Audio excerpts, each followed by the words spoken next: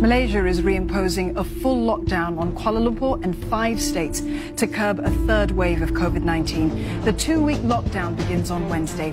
Our healthcare system is at a breaking point. Dan saya ingin jelaskan realiti situasi sistem kesihatan yang sedang kita hadapi sekarang. Stay at home. 1, 2, 3. Assalamualaikum warahmatullahi wabarakatuh. Salam sejahtera dan salam Malaysia Madani. Warga Dewan sekalian, terima kasih saya ucapkan kepada hadirin yang sudi menghadiri sesi forum kita pada hari ini. Selamat datang juga saya ucapkan kepada ketiga-tiga orang ahli panel kita pada hari ini. Memperkenalkan, saya Muhammad Hidayatullah bin Kamilin selaku moderator forum anda pada hari ini. Warga Dewan, jika Bapa Soekarno memerlukan 10 orang pemuda yang gagah untuk menggegarkan seisi Indonesia, namun pada hari ini saya hanya memerlukan 3 orang panel yang tinggi ilmunya untuk menggegarkan diskusi ini. Sebelum kita bermula, alangkah baiknya sekiranya saya memperkenalkan terlebih dahulu ahli-ahli panel yang bukan calang-calang ini kepada hadirin semua. Dimulakan dengan panel pertama yang kami import jauh daripada Pulau Labuan, Saudara Muhammad Zaini Lim bin Roni Lim Wei Chun. Terima kasih kerana sudi hadir sebagai panel jemputan pada hari ini, saudara. Bagi panel kedua pula yang saya jemput daripada negeri Perak, iaitu Saudara Muhammad Hazmi bin Muhammad Rizwan. Adakah saudara bersedia untuk merancangkan sesi perbincangan kita pada hari ini? Ya, saya bersedia. Baik, tidak saya lupa di hujung sana Saudara Jairadi Caling anak Bosco yang telah saya jemput daripada negeri Sarawak yang akan lebih memberikan pendapat yang luar biasa. Apa khabar saudara hari ini? Khabar baik. Alhamdulillah. Selesai perkenalan, izinkan saya untuk mengemukakan topik forum akademik pada hari ini. Mari kita teruskan dengan forum kami pada hari ini yang bertajuk Cabaran Pengajaran dan Pembelajaran dalam Talian Semasa COVID-19, Perspektif Sekolah dan Pendidikan. Warga Dewan sekalian, pandemik COVID-19 telah mencetuskan perubahan besar dalam sistem pendidikan dunia termasuk Malaysia. Menurut Tempawan 2023, dalam artikelnya Transformasi Pendidikan Digital Pasca COVID-19, lebih 90% institusi pendidikan Malaysia beralih secara mendadak kepada sistem pembelajaran dalam talian tanpa persediaan rapi dari segi kemudahan teknologi dan kemahiran digital. Baiklah hadirin, tanpa kita melengahkan masa lagi, mari kita teruskan dengan perkongsian pandangan yang kritikal daripada setiap panel berkaitan tajuk sebenar, bentuk adaptasi yang berlaku serta alat tuju pendidikan digital selepas pandemik. Baiklah, saya rasa panel pertama kita pada hari ini telah lama menunggu giliran untuk mengutarakan buah fikiran. Jadi, saya mempersilakan panel pertama kita untuk memberikan pendapat berkaitan pelaksanaan PDPR semasa pandemik. Silakan yang. Baiklah, terima kasih saudara moderator kerana memberikan saya peluang untuk mengutarakan. Baiklah, terima kasih saudara moderator kerana memberikan saya peluang untuk memberikan pendapat berkaitan dengan pelaksanaan PDPR, cabaran pelaksanaan PDPR semasa pandemik.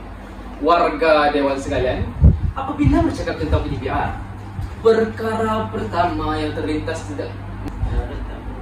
Baiklah, terima kasih saudara moderator kerana memberikan saya peluang untuk memberikan pendapat berkaitan dengan cabaran pelaksanaan PDPR semasa pandemik. Warga Dewan sekalian, apabila kita bercakap tentang PDPR, perkara pertama yang terlintas di fikiran saya ialah isu jurang digital. Tidak semua pelajar mempunyai akses kepada peranti dan internet yang stabil. Mengikut laporan KPM Kementerian Pelajaran Malaysia 2022, sebanyak 36% pelajar di Malaysia tidak mempunyai kemudahan yang mencukupi untuk mengikuti PDPR secara konsisten. Ini bermakna pendidikan digital tidak dapat dinikmati secara menyeluruh, terutamanya bagi pelajar di luar bandar. Selain daripada isu capaian, wujud juga cabaran pengurusan masa dan disiplinkan diri daripada pelajar itu sendiri. Tanpa penguasaan fizikal, sukar bagi pelajar untuk mengekalkan tumpuan mereka. Inilah realiti yang dihadapi oleh ramai orang sepanjang tempoh pandemik berlangsung. Oleh itu, saya tegaskan kembali bahawa ketidakupayaan untuk mendapatkan akses peranti dan internet merupakan salah satu cabaran yang dihadapi semasa pandemik berlaku. Saya kembalikan kepada saudara moderator. Terima kasih panel pertama kerana memberikan buah fikiran yang begitu jelas. Seterusnya, saya rasa panel dua kita sudah teruja untuk memberikan pendapat beliau. Silakan panel kedua. Terima kasih moderator yang lagi memahami dan bijak di sana. Pertama sekali, saya setuju dengan pandangan Zaini. Namun, cabaran lain yang sering diabaikan ialah kesejahteraan mental dan emosi. Pembelajaran dalam talian yang berpanjangan menyebabkan ramai pelajar dan tenaga pengajar mengalami keletihan digital atau digital fatigue. Menurut UNESCO 2021, lebih separuh pelajar di seluruh dunia melaporkan penurunan motivasi pelajar semasa tempoh pandemik. Ini menunjukkan bahawa PDPR bukan hanya isu teknologi tetapi juga melibatkan aspek psikologi dan keseimbangan emosi dalam proses pembelajaran. Oleh itu, saya tegaskan bahawa kesejahteraan mental dan emosi juga menjadi cabaran yang dihadapi semasa PDPR COVID-19. Saya kembali kepada pihak moderator. Baiklah, terima kasih. Saya juga bersetuju dengan panel kedua kita mengenai perkara ini. Kerana saya juga merasa perkara ini dahulu yang lain senyum. Baiklah, takkan kita meninggalkan saudara panel ketiga kita untuk mengutarakan pendapat beliau. Kerana saya lihat beliau turut tidak sabar untuk berkongsi pendapat. Jadi, dipersilakan saudara panel kita yang ketiga. Terima kasih moderator. Warga Dewan sekalian, saya melihat cabaran PDPR dari sudut keberkesanan interaksi. Dalam talian, komunikasi sering menjadi satu halda dan kurang spontan. Situasi ini mengurangkan elemen sosial yang penting dalam proses pembelajaran. Tambahan pula, tidak semua tenaga pengajar mahir menyesuaikan pendekatan pengajaran mereka kepada format digital. Tempawan 2023 menegaskan bahawa keberkesanan PDPR bergantung kepada keupayaan pengguna untuk menyesuaikan kaedah konvensional ke dalam medium digital secara kreatif. Oleh itu, perkara ini juga menjadi salah satu cabaran yang dihadapi semasa PDPR COVID-19. Saya kembalikan kepada saudara moderator. Baiklah, terima kasih panel kita yang ketiga kerana memberikan isi yang begitu padu. Seterusnya, mari kita beralih kepada pusingan kedua yang akan kita bincangkan mengenai adaptasi dan inovasi dalam pembelajaran digital. Jadi, saya buka kepada mana-mana ahli panel untuk memberikan pendapat. Saudara moderator, izinkan saya untuk memberikan pendapat saya mengenai perkara tersebut. Silakan saudara. Baiklah saudara moderator, bagi saya dan saya berpendapat bahawa pandemik ini walaupun mencabar tetapi juga membuka ruang kepada inovasi pembelajaran. Banyak institusi mula menggunakan aplikasi interaktif seperti Padlet, Kahoot dan Google Classroom untuk menambah daya tarikan PDPR. Jadi, pendekatan seperti pembelajaran berasaskan project based learning dan micro learning semakin popular kerana mampu mengekalkan fokus belajar dalam masa yang singkat. Ini selaras dengan dapatan Tempawan 2023 yang menyatakan bahawa strategi pengajaran fleksibel menjadi kunci keberhasilan pendidikan digital. Oleh itu, saya tegaskan bahawa perkara ini merupakan perkara yang bernas kerana banyak institusi lebih menggunakan aplikasi interaktif yang dapat menjadikan perkara ini merupakan satu inovasi pembelajaran yang jelas. Oleh itu, saya tinggalkan satu persoalan kepada warga Dewan sekalian. Mengapa ramai masyarakat tidak bersetuju dengan perkara ini sedangkan perkara ini merupakan satu perkara yang bernas? Fikir-fikirkanlah warga Dewan sekalian. Baiklah, saya kembalikan kepada pihak moderator. Terima kasih panel pertama, warga Dewan sekalian. Fikir-fikirkanlah perkara tersebut. Baiklah, seterusnya saya lihat sepertinya saudara panel kedua kita ingin bercakap. Dipersilakan saudara. Terima kasih moderator. Saya rasa anda begitu pandai membaca riak muka seseorang ya. Jadi di sini saya berpandangan bahawa adaptasi juga berlaku dari segi budaya kerja dan kolaborasi. Semasa pandemik, banyak komuniti pembelajaran maya diwujudkan. Contohnya, kumpulan Telegram atau Google Drive bersama untuk berkongsi nota dan bahan. Fenomena ini membuktikan bahawa wujudnya perubahan daripada sistem pembelajaran individu kepada komuniti pembelajaran terbuka. ia juga menggalakkan semangat saling bantu dalam kalangan pengguna teknologi pendidikan. Jelaslah bahawa perkara ini dapat menunjukkan biarpun tanpa bertemu kita dapat saling bantu-membantu biarpun hanya dalam alam maya sahaja. Itu sahaja pendapat saya. Saya kembalikan kepada pihak moderator. Terima kasih panel kita yang kedua kerana memberikan pendapat yang begitu bernas. Ini seperti bulat air kerana pembentung, bulat manusia kerana muafakat. Seterusnya, dipersilakan panel kita yang ketiga untuk memberikan pendapat saudara. Silakan. Terima kasih moderator. Saya tertarik dengan idea tersebut, Hazmi.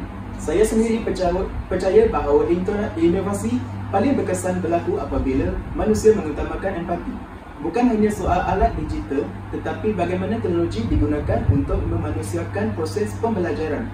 Sebagaimana disebut oleh Siddiq Baba 2021, teknologi hanyalah alat nilai kemanusiaan tetap menjadi nadi pendidikan. Maka, inovasi sebenar ialah bagaimana kita mengekalkan hubungan insani walaupun dalam ruang digital. Jelaslah bahawa empati penting dalam setiap diri manusia. Saya rasa itu sahaja pendapat saya. Saya kembalikan kepada pihak moderator. Baik, terima kasih panel ketiga. Seterusnya kita teruskan dengan pusingan akhir mengenai keutuhan wacana dan hala tuju pendidikan pasca COVID-19. Saya persilakan panel ketiga untuk mengutarakan pendapat beliau. Silakan. Terima kasih moderator. Jadi, di sini saya berpandangan bahawa masa depan pendidikan perlu berpusat pada pembangunan kemahiran abad ke-21, iaitu pemikiran kritikal, berkomunikasi, kolaborasi dan kreativiti. PDPR memberi peluang kepada kita menilai semula apa yang benar-benar penting dalam pendidikan. Kita harus bergerak daripada sekadar mengejar pencapaian akademik kepada membentuk insan yang mampu belajar sepanjang hayat, iaitu lifelong learners, seperti yang ditekankan oleh UNESCO 2021. Itu sahaja pendapat daripada saya. Saya kembalikan kepada moderator. Baik, terima kasih saudara panel kita yang ketiga. Idea yang begitu bagus dan begitu bernas. Seterusnya, saya berikan peluang untuk panel pertama kita untuk mengutarakan buah fikiran beliau. Dipersilakan. Baiklah saudara moderator, terima kasih saya ucapkan kerana memberikan saya peluang untuk memberikan buah fikiran saya.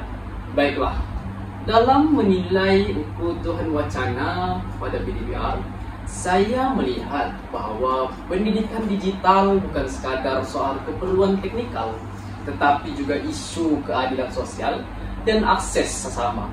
Menurut Tempawan 2023 yang menekankan bahawa pendidikan digital mestilah inklusif, bukan hanya untuk mereka yang mampu, tetapi untuk semua lapisan masyarakat.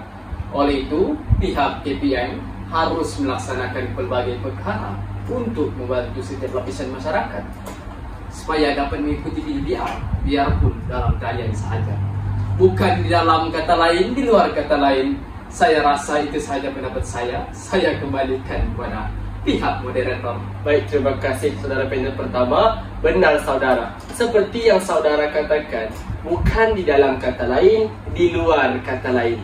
Saya rasa saya pernah mendengar statement ini. Namun, kita bukan mahu mengupas perkara ini. Oleh itu, dipersilakan untuk memberikan pendapat saudara. Terima kasih kepada pihak moderator dan memberikan saya peluang untuk memberikan pendapat. Baiklah, saya rasa saya merupakan panel yang terakhir untuk memberikan pendapat. Oleh itu, saya menambah bahawa dari segi kejelasan arah tuju, kita memerlukan dasar pendidikan yang lebih konkret dan lestari. Kementerian Pendidikan Malaysia 2023 telah memulakan pelan transformasi pendidikan digital. Namun, pelaksanaannya perlu berasaskan data sebenar daripada pengalaman pandemik. Seperti yang disebut Tempawan 2023, sistem pendidikan pasca COVID-19 harus berlandaskan prinsip fleksibiliti, daya tahan dan kemanusiaan. Itu sahaja dari saya. Saya kembalikan kepada pihak moderator. Baik, terima kasih panel kita yang terakhir atas perkongsian amanat yang bernilai sebentar tadi. Daripada perbincangan ini, kita dapat simpulkan bahawa PDPR semasa COVID-19 memberikan cabaran besar kepada guru-guru untuk melaksanakan PDPR semasa pandemik. Namun, terdapat juga adaptasi yang dilakukan serta pembinaan inovasi dalam pembelajaran digital, dan akhir sekali kita dapat mendengar mengenai seperti yang disimpulkan oleh tempawan 2023. Pandemik menjadi pemangkin perubahan yang memaksa semua pihak untuk menilai semula pendekatan pembelajaran agar lebih anjal, inklusif dan berasaskan teknologi. Semoga perbincangan ini memberi manfaat kepada semua dan menjadi inspirasi kepada guru-guru untuk terus berinovasi dalam mendidik generasi masa depan. Sebelum saya menutup tirai perbincangan forum pada hari ini, izinkan saya menutup forum ini dengan serangkap pantun yang berbunyi: tiada hujan yang kering kontang, dahaga terasa cari perigi. Meski kita tidak pun panjang, di lain waktu bersua lagi. Sekian, wabillahi taufiq wal hidayah. Assalamualaikum warahmatullahi wabarakatuh dan terima kasih.